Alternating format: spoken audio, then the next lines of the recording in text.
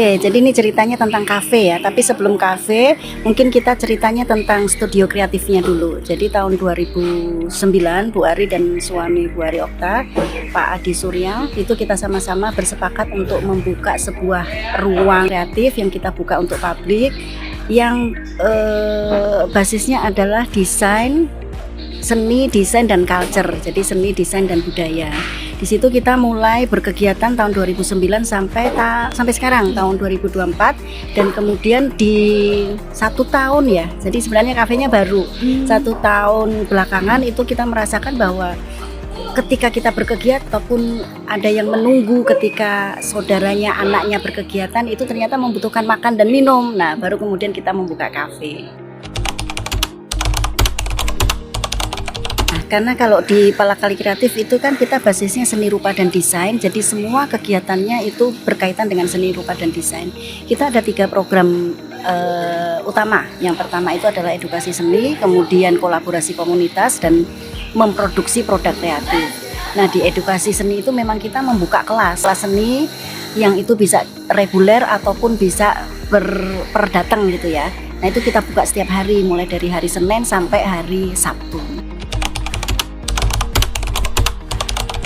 Seni dan kuliner ya, itu sesuatu yang memang harus menyatu. Karena kalau kita nggak makan, kita nggak minum, lapar, ide kreatifnya nggak keluar. Atau kreativitas yang kita usung itu sebenarnya adalah bagaimana kita harus percaya diri dengan apa yang ada dalam yang kita punya. Yang apa yang ada dalam diri kita itu kita olah sedemikian rupa sehingga outputnya menjadi sesuatu yang kreatif. Di sini sebenarnya kita tidak ingin mencetak kemudian seseorang menjadi seniman atau desainer, tidak, tapi lebih pada membangun karakter.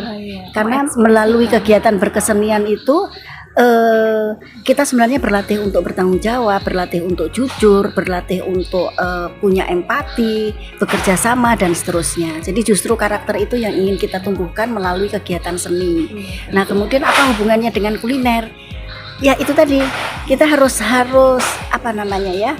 Badan kita harus cukup, badan kita harus nyaman dulu, terus supaya kemudian kita bisa berkarya. Nah, kemudian tinggal makanan seperti apa yang kemudian bisa membuat badan kita nyaman, karena kan kita bagaimana caranya supaya badan kita itu tidak tersakiti oleh banyak sekali makanan instan atau racun-racun gitu yang masuk dalam tubuh kita gitu. Sekarang teknologi kan sudah tidak bisa kita nafikan lagi ya, sudah luar biasa sekali percepatannya. Lalu bagaimana seni dan kuliner ini bisa tetap bertahan pada kekuatannya. Kekuatan yang kita angkat di sini adalah kelokalan sebenarnya, kearifan lokal. Kearifan lokal tentu saja di situ juga ada isu lingkungan yang diangkat. Jadi di studio kreatif dan juga di kafe itu kita selalu mengkampanyekan atau mengkampanyekan atau mengedukasikan tentang bagaimana kita menjaga alam, menjaga bumi. Lewat apa? Lewat apa yang kita hidangkan dan juga kegiatan yang kita munculkan. Kalau misalnya lewat hidangan yang kita munculkan itu sederhananya misalnya kita tidak ada sedotan plastik. Itu kan sebagai salah satu kita ingin menjaga bumi gitu ya. Lewat apa? Lewat apa yang kita hidangkan dan juga kegiatan yang kita munculkan. Kalau misalnya lewat hidangan yang kita munculkan itu sederhananya misalnya kita tidak ada sedotan plastik. Itu kan sebagai salah satu kita ingin menjaga bumi gitu ya. Makanya kita substitusi, kita ganti dengan sedotan yang lain yang memang bisa berkali-kali pakai. Kemudian kita memakai piring, kita memakai gelas, tidak memakai plastik yang sekali buang. Yang ada di sekitar kita. Ternyata kalau kita lihat, kita boleh jujur gitu ya, kita punya kekayaan yang luar biasa saat ini. Kekayaannya itu adalah limbah, terutama limbah plastik. Itu sekarang itu kan terpaksa ada ya, yang mengadakan ya kita sendiri. Karena itu terpaksa ada, makanya kemudian Palakali Kreatif ingin berperan aktif bagaimana supaya itu ada solusinya. Jadi secara kekaryaan dan juga secara kulineri kita semuanya mengacu pada sustainability, tentang isu berkelanjutan, tentang isu ramah lingkungan. Begitu. Apa ya tantangannya? Kalau tantangannya banyak banget karena sekarang ini kan ruang-ruang kreatif ataupun kemudian kuliner juga banyak bermunculan ya.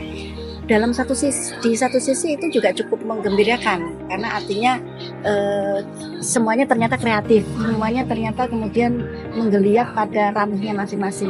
Tinggal kemudian bagaimana kita mempertahankan.